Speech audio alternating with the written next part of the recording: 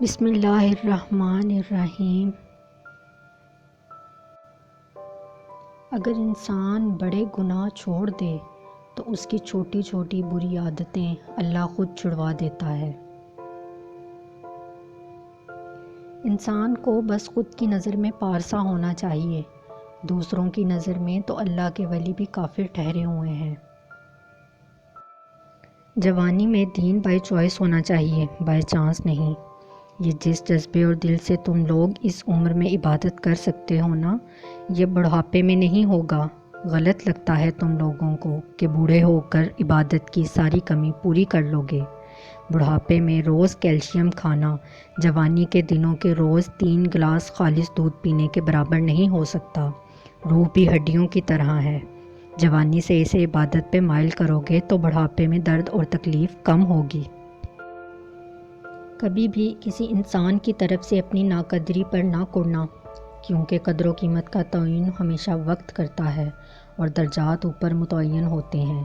اگر انسانی رویوں میں الجھو گے تو زندگی بھر الجھ کر رہ جاؤ گے۔ بس عیب اور غیب کے جاننے والے کے ساتھ اپنے معاملات سلجھائے رکھو، ساری الجھنیں اور مسائل دور ہو جائیں گے۔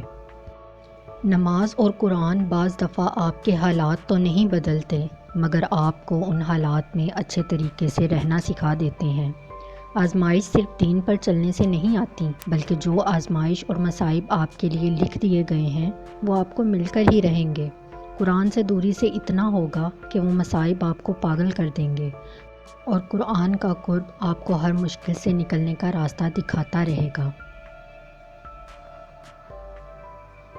آپ بے شک نماز نہ پڑھیں، بے شک سجدہ نہ کریں، جو ہستیاں اس کے پاس ہیں وہ اس کی عبادت سے تکبر نہیں کرتیں۔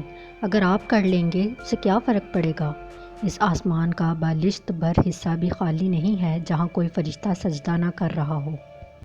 اور فرشتہ جانتی ہیں کتنا بڑا ہو سکتا ہے؟ جب اس پہاڑی پر رسول اللہ صلی اللہ علیہ وآلہ وسلم نے جبرائیل علیہ السلام کے پکارنے پر پلٹ کر دیکھا تھا تو جبرائیل علیہ السلام کا قد زمین سے آسمان تک تھا، اور ان کے پیچھے رسول اللہ صلی اللہ علیہ وآلہ وسلم کو آسمان نظر نہیں آ رہا تھا۔ ایسے ہوتے ہیں فرشتے۔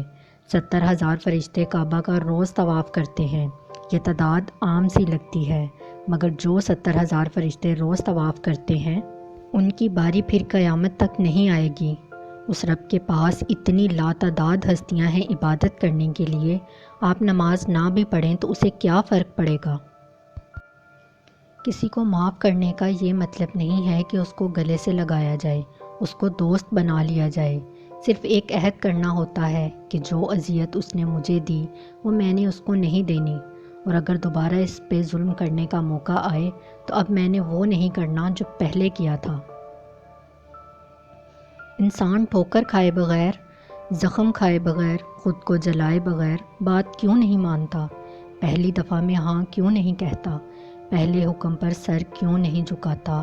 ہم سب کو آخر منہ کے بل گرنے کا انتظار کیوں ہوتا ہے، اور گرنے کے بعد ہی بات کیوں سمجھ میں آتی ہے؟